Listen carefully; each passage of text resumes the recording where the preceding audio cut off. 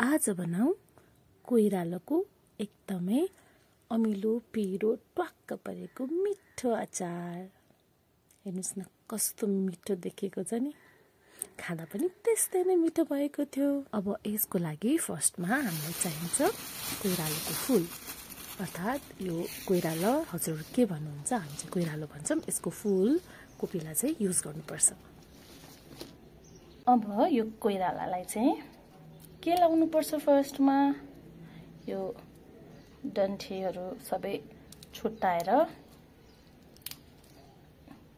यसलाई एक साइडमा राख्ने अनि केलाएर राखेको अब यो कोइरालोलाई 5 to 7 मिनट जति बोइल हुन दिने।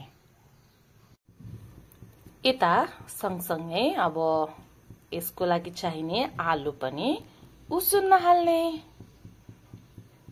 यहाँ मस्त बोइल हुन थाल्यो, यो अझै एकछिन पाक्नुपर्छ, नत्र भने अलिक टरो टरो हुन्छ।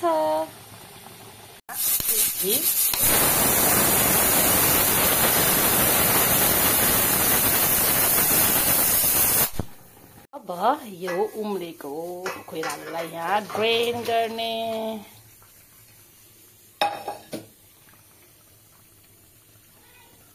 यो चाहिँ भयो उसिनेर सफा गरेर राखेको कोइरालो। अब यसमा चाहिँ म चाहिने अघि उसिनेको आलु पनि एड गर्छु र आलु सँगसँगै यसमा चाहिँ म आफूले फाइनली चप गरेर राखेको प्याज चाहिँ यसले अलि मिठो स्वाद आउँछ। अनि तपाईहरुलाई कतिको थिक मनपर्छ त्यही अनुसार तिलको छोप राख्नुस्, नुन आफ्नो स्वाद अनुसार, र यसमा पिरोको लागि चाहिँ धुलो खुर्सानी र थोरै मात्रामा हरियो खुर्सानी पनि एड गर्छु म चाहिँ, र धनियाको पत्ता हाल्ने। र यो सब चिज हालिसकेपछि चाहिँ अब यसलाई चाहिँ एकछिन मोल्ने।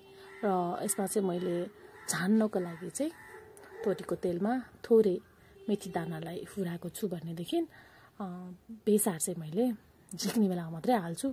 बेसार डढेको स्वाद चाहिँ अलि मलाई मिठो लाग्दैन र काँचो पनि मिठो हुँदैन। त्यसैले चाहिँ चाहे आफूलाई जस्तो मनपर्छ त्यस्तै अनुसार चाहिँ झान्ने।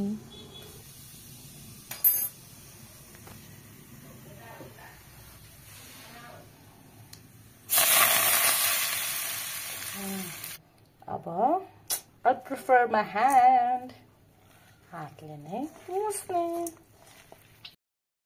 कागतीको रस आफ्नो स्वाद अनुसार। अब फेरि एकचोटि यसलाई मजाले मोल्ने ताकि यसको अमिलो सबैतिर लागोस्। अब यो हामीलाई खानको लागि रेडी भयो। अब हामीले यसलाई रोटी, खाना, चिउरा सबैसँग चाहिँ सजिलै सर्भ गर्न सक्छौँ। कोइरालोको अचार चाहिँ स्वादको साथसाथै स्वास्थ्यको लागि पनि निकै नै लाभदायक मानिन्छ।